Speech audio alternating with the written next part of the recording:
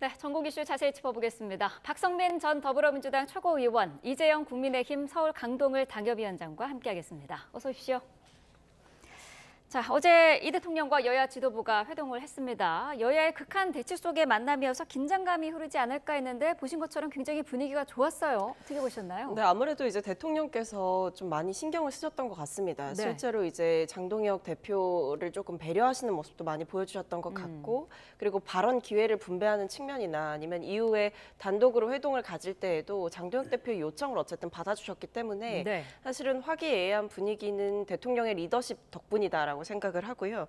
전 좀 유의미했다라고 보는 게 민생경제협의체를 구성하는 것에 여야가 이제 같이 합의를 하고 나왔고, 또 대통령과 이제 함께 얘기를 나누는 자리에서도 여야의 공통공약이라든지 아니면 앞으로 있을 어떤 뭐 경제를 살리기 위한 방안들에 있어서 함께 이제 머리를 맞대고 합의를 해 나가자라는 네. 데에 대한 어느 정도의 약속이 있었다라는 거. 그러니까 저는 이거는 매우 유의미한 신호가 될 수 있고 정치 복원의 계기가 될 수 있다라고 보기 때문에 네. 어쨌든 대통령께서 장동혁 대표가 취임하고 나서 직후에 한미 정상회담과 관련해서 좀 설명을 하고 싶다라고 하면서 초대를 하시기도 하셨고 대통령께서 먼저 내민 손을 장동혁 대표가 잡고 그 장동혁 대표의 손을 또 정청래 대표가 잡음으로써 일종의 정치 복원의 신호탄이 쏘아졌다라고 생각합니다. 네, 세 사람의 손을 잡은 모습에 국민들도 모처럼 웃은 것 같은데 어떻게 보셨나요? 네, 다행이라고 생각하고요. 네. 총평을 하자면 저런 모습을 국민들이 몇 년간 기대해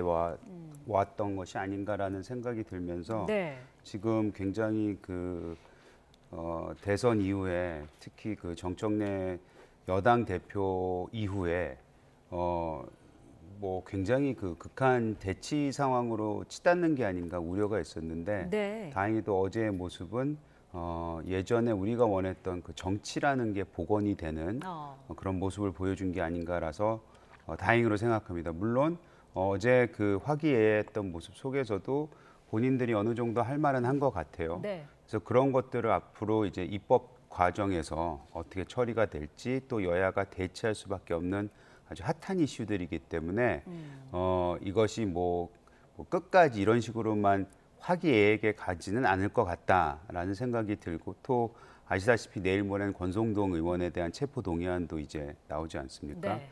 여러 가지로 그 장동혁 대표가 얘기했듯이 지금 야당에 대한 전반적인 압박이 특검이란 그 3특검을 통해서 굉장히 강하게 제기되고 있는데 이런 부분에 대해서는 끝까지 투쟁하고 잘못된 부분을 지적해야 되지 않을까. 그럼 그 과정 속에서 당연히 충돌이 일어날 거라고 생각이 듭니다. 네.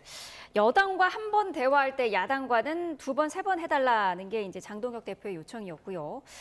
이 대통령이 정청래 대표에게 여당이 많이 가졌으니까 그만큼 많이 내어주라라는 말도 했다고 해요. 좀 꽉 막힌 전국의 변화가 있을까요? 네, 아무래도 이제 이런 발언들 하나하나가 야당 대표를 배려하려는 대통령의 의중이 좀 실려 있다라고 볼 수가 있을 것 같습니다. 네. 여당이 많이 가졌으니까 많이 내어주라라고 이야기를 하시는 또 동시에 장동혁 대표의 발언 기회를 더 많이 보장해 주셨다는 소식이 들리더라고요.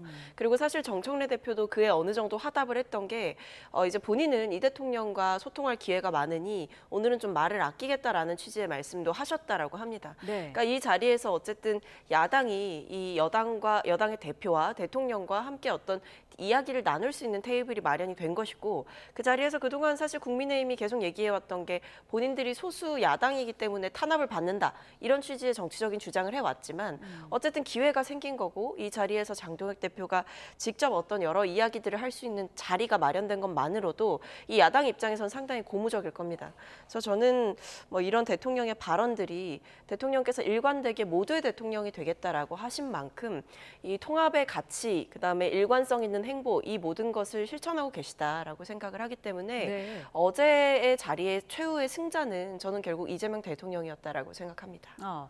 뼈 있는 얘기들도 나왔습니다. 장동혁 대표는 특검 연장이라든지 내란 특별재판부 설치에 대해서 대통령의 거부권을 이제 건의를 했는데 여기에 대해서는 확답은 못 받은 거죠?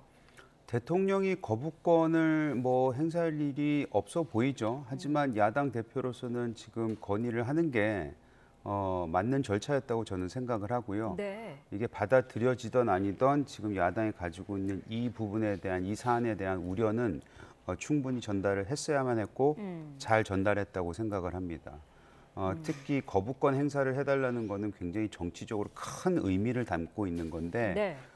그런 식으로 대통령에게 점잖게 얘기는 했으나 굉장히 강하게 어필했다는 부분에 대해서는 평가할 만하다고 생각을 하고요.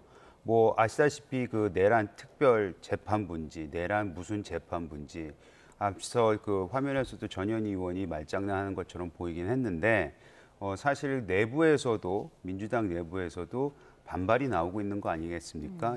위헌적인 요소가 분명히 있다.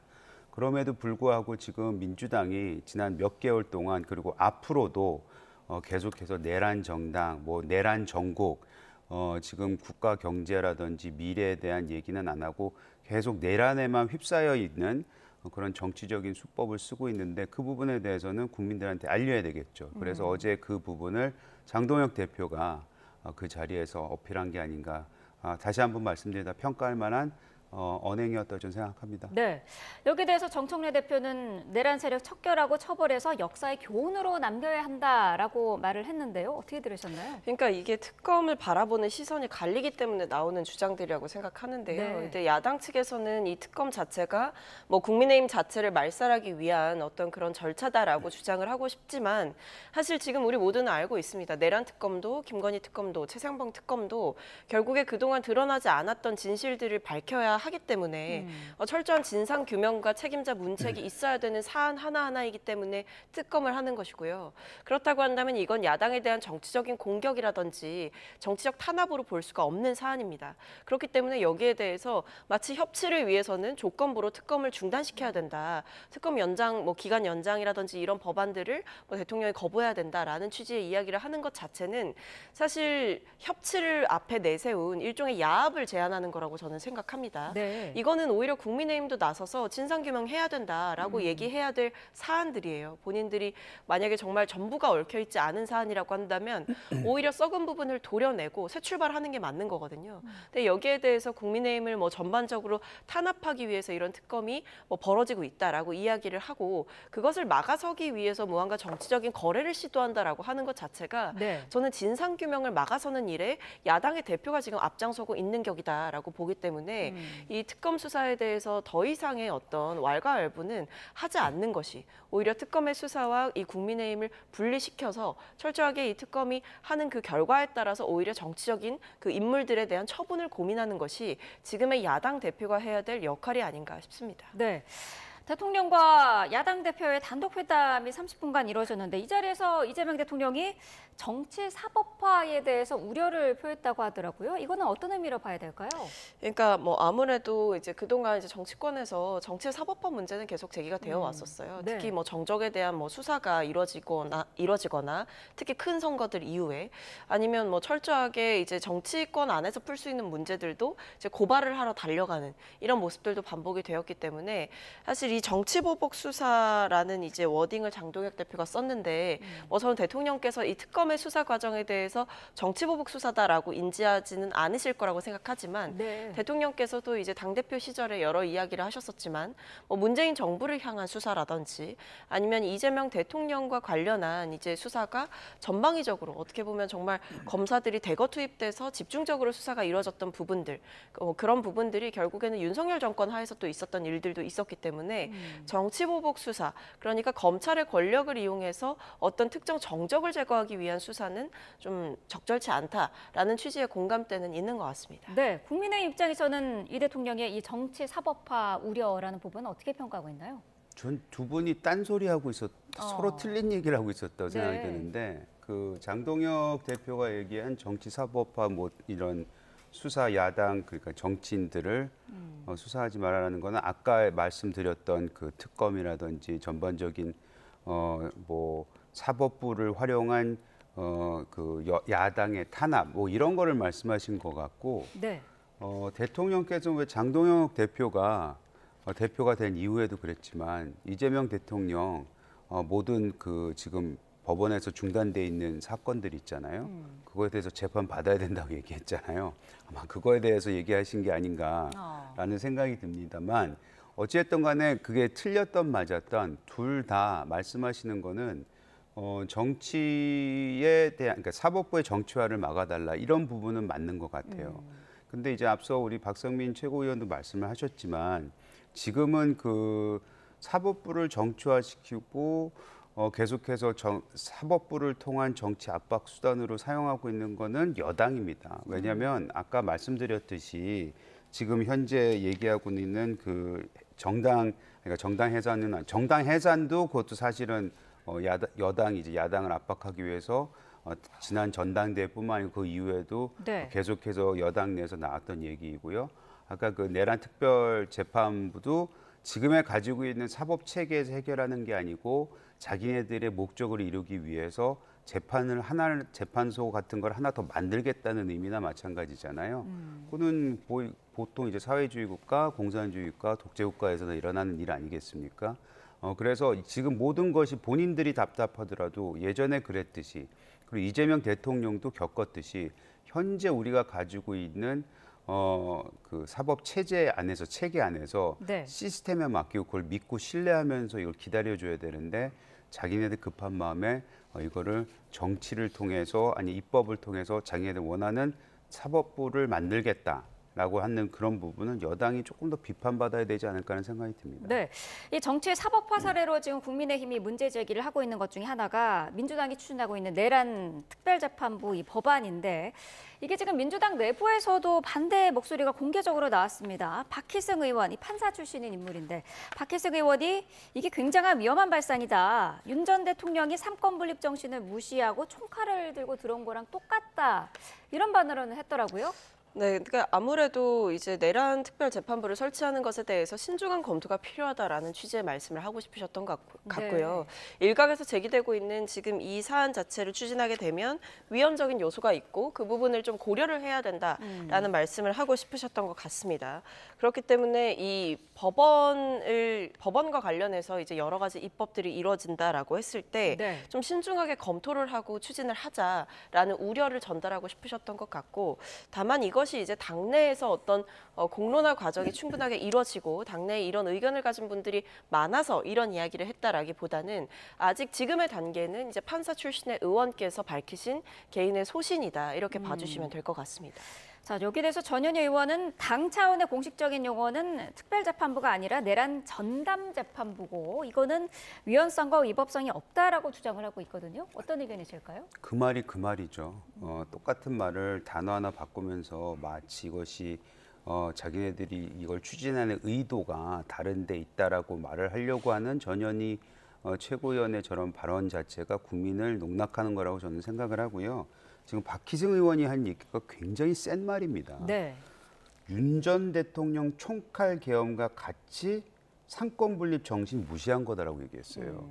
이 내란 재판부 설립에 대해서 추진에 대해서 다른 사람도 아닌 다른 사건도 아닌 이분이 든 사례가 윤석열 전 대통령의 계엄에 대한 것이었습니다.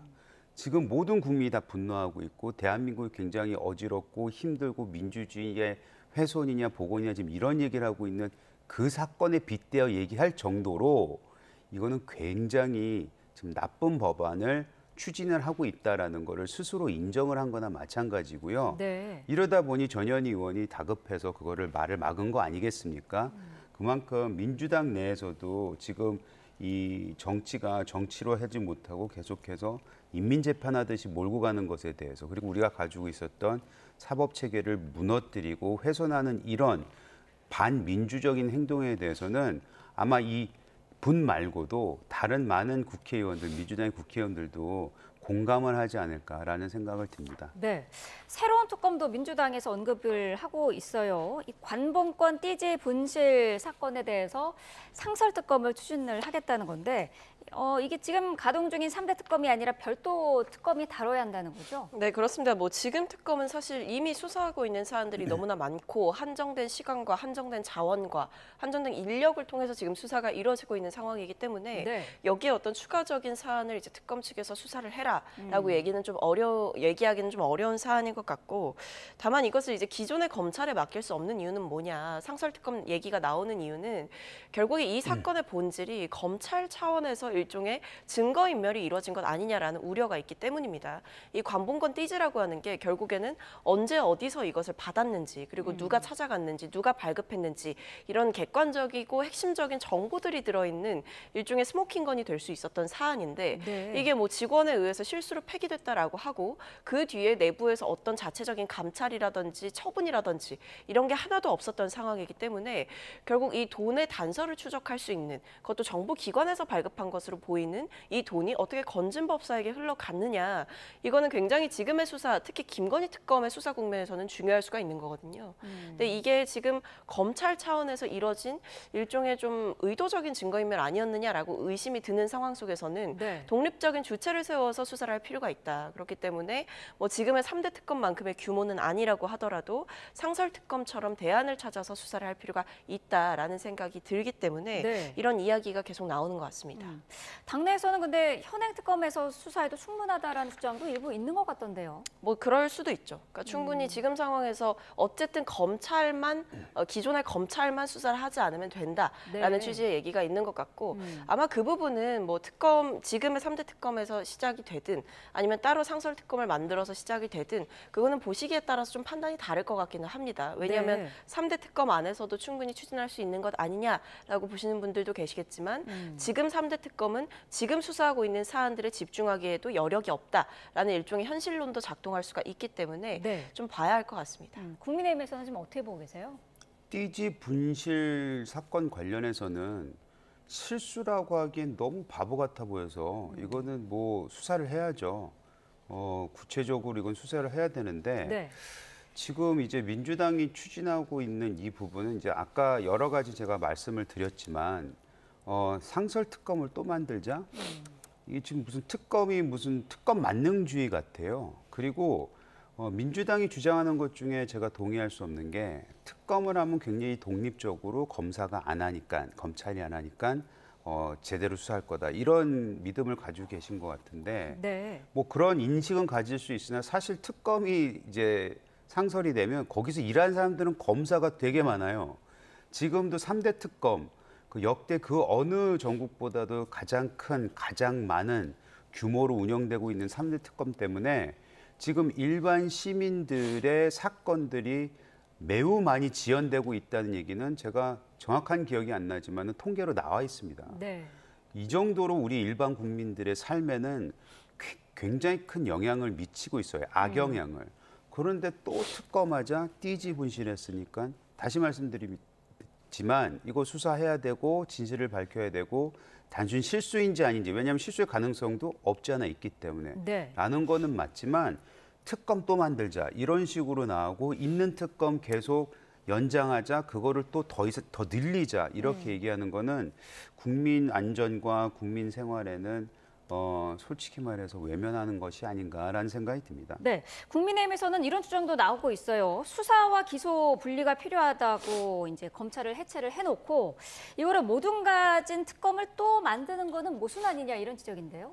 그러니까 근데 뭐 이제 지금 상황에서는 앞서 말씀드렸듯이 기존 검찰 내부에서 이것을 자정작용을 통해서 밝혀낼 수 있는 상황이 아니라는 판단이 섰기 때문에 별도의 독립적인 수사기관이 필요하다라는 거고, 사실 민주당이 그래서 공수처에 지금 고발을 해놓은 상황이에요. 근데 네. 여기에 대해서 좀 공수처 고발로 되겠느냐라는 우려가 있는 상황인 거고, 이건 좀 더 적극적으로 밝혀봐야 되는 것 아니냐라는 이유 때문에 상설특검을 비롯한 모든 어떤 수단들을 열어놓고 보겠다라는 취지가 더 강한 상황인 것 같습니다. 네, 알겠습니다. 조국 혁신당 상황도 잠깐 짚어보겠습니다. 지금 성비위 사건으로 지도부가 총사퇴를 한 상황인데 누가 비대위원장을 할 것인가를 놓고 고심이 깊어지고 있는 것 같아요. 조국 원장이 조기 등판을 할 것인지 아니면 제3자가 될 것인지 어떤 형태가 될 거라고 보시나요? 저런 곳이야말로 정당 해산해야죠. 지금 말이 됩니까? 조국 대표가 본인이 감옥에 있었기 때문에 일을 몰랐다, 상황에 관여할 수 없었다, 자기 이름 걸어놓은 당에서 저런 말도 안 되는 일이 일어났는데 자기는 아무것도 아닌 듯이 아무렇지도 않듯 나는 몰라요, 나 모르쇠로 나오는 게 저게 무슨 국민을 대표하는 정당입니까? 저런 정당이야말로 저는 해산돼야 된다고 생각하고 민주당은 우리 해산할 생각하지 마시고 조국 정당 해산할 것부터 생각하십시오. 어떤 입장이실까요? 뭐 일단 조국혁신당이 지금 좀 매우 부적절한 대처를 보여주고 있는 건 맞죠. 뭐 당직자들 총사퇴를 하면서 정치적인 책임을 지는 모습을 보이고는 있으나 좀 골든타임이 많이 지났다라는 생각이 들고요. 네. 피해자들 측에서는 분명히 당내에서의 어떤 원만한 해결들을 기다리고 있었던 것으로 보입니다. 특히 조국 전 대표에게 감옥에 있었을 때 이 서신을 전달하면서 나오면 이제 만나고 싶다라는 취지의 이야기도 여러 차례 전달을 했다라고 하고 네. 이 사안과 관련해서 당연히 뭐 면회 간 사람들에 의한 보고라든지 여러 가지 이야기들을 들었을 것이다. 그리고 당내에 이미 당내에 존재하는 절차를 통해서 이 문제를 해결해 보려고 피해자들이 굉장히 애쓴 시간들이 있기 때문에 네. 여기에 대해서 조국혁신당이 뭐 본인들은 절차를 지켰다라고 하지만 그럼에도 불구하고 부족한 부분들이 분명히 보이는 것이고 2차 가해성 발언들이 사실 쏟아졌기 때문에 거기에 대해서도 조국혁신당이 지금 정치적 책임을 져야 되는 상황이 맞죠. 그렇기 때문에 저는 지금 이 상황에서 조국 전 대표가 비대위원장으로 등판하는 것만큼 네. 최악의 카드는 없다라고 생각을 하고요. 조국 전 대표가 지금 뭐 이제 본인이 여러 가지 부족했다라고 이야기를 하시면서 이야기를 더 듣겠다라고 하시는데 거기에 좀 더 집중하시는 게 맞다. 그리고 피해자들의 상처를 위로하는 데에 본인이 가지고 있는 여러 가지 이제 정치적인 관계나 입지들 그리고 본인의 정치적인 자산들을 총동원해도 모자란 상황이다. 이렇게 생각이 들기 때문에 네. 뭐 조국혁신당의 일이기 때문에 사실 민주당에서 뭐라고 왈가왈부할 일은 아닙니다만 그럼에도 이제 좀 자정작용을 제대로 하기를 바라는 마음이 있습니다. 우리 당에서 이러한 일은 말씀 잘 많이 하거든요. 민주당에서. 조국 혁신당에 대해서도 확실하게 말씀하시는 게 맞는 것 같아요. 네. 최강욱 전 원장 논란에 대해서는 어제 정청래 대표가 공식적으로 이제 사과는 했는데 윤리심판원에서도 조치를 조만간 내놓을 걸로 예상이 되죠. 네, 뭐 직접 이제 조사를 했다라고 하기 때문에 네. 이제 조만간 결론이 좀 나지 않을까라는 생각이 드는데요.